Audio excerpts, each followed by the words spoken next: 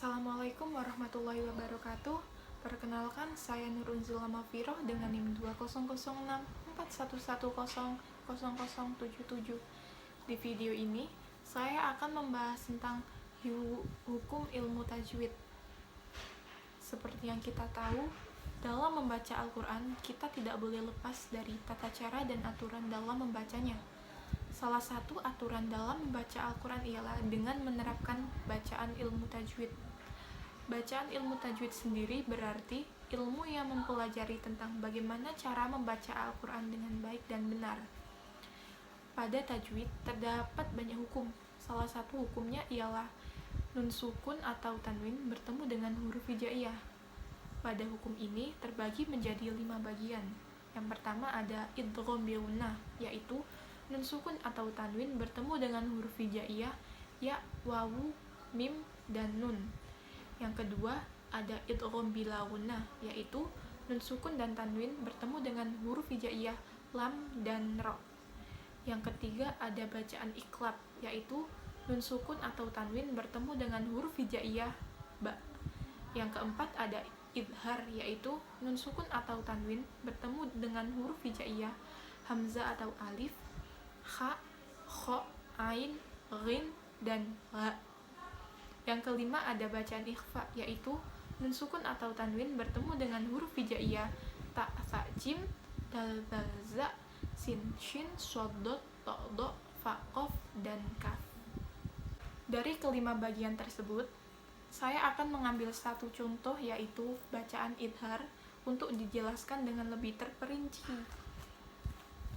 Idhar yaitu nun sukun atau tanwin bertemu dengan huruf hijaiyah hamzah atau alif, ha, kho, ain, ghin, dan ha. Idhar berarti jelas. Maksudnya jelas ialah dalam melafalkan bacaan idhar kita tidak boleh mendengung.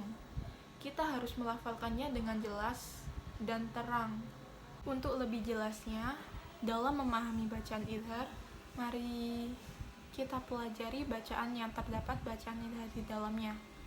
Berikut contoh dari nun sukun atau tanwin bertemu dengan hamzah atau alif, ha, kho, ain, ghin, dan ha. Yang pertama, terdapat nun sukun bertemu dengan alif, yaitu man amanah. Dan yang kedua, terdapat nun sukun bertemu dengan ha, yaitu min hadidin. Yang ketiga ada nun sukun bertemu dengan kho, yaitu man khoffat. Yang keempat ada nun sukun bertemu dengan ain, yaitu min alaqin.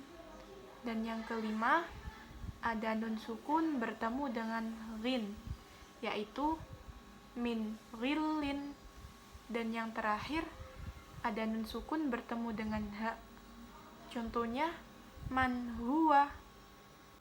Setelah memberi contoh bacaan idhar nun sukun bertemu dengan huruf hijaiyah, saya akan beralih dengan memberi contoh bacaan idhar tanwin bertemu dengan huruf hijaiyah. Yang pertama terdapat kasrotain bertemu dengan alif, yang contohnya yaitu hasidin idza. Yang kedua adalah dhammaten bertemu dengan huruf ha, contohnya ghafurun halim. Yang ketiga ada kasrotain bertemu dengan huruf kho, contohnya kalimatin khobithatin. Yang keempat adalah dhammaten bertemu dengan ain, contohnya sami'un alim. Dan yang kelima fathaten bertemu dengan huruf ghin, yaitu haliman ghafura. Dan yang terakhir terdapat kasroten bertemu dengan huruf ha, contohnya qaumin hadin. Dari semua contoh yang telah saya sebutkan, dapat dibuktikan bahwa bacaan idhar tidak terdapat kata yang dengung sama sekali. Semuanya dibaca dengan jelas. Saya rasa saya sudah menjelaskan bacaan idhar yang saya ketahui kepada kalian.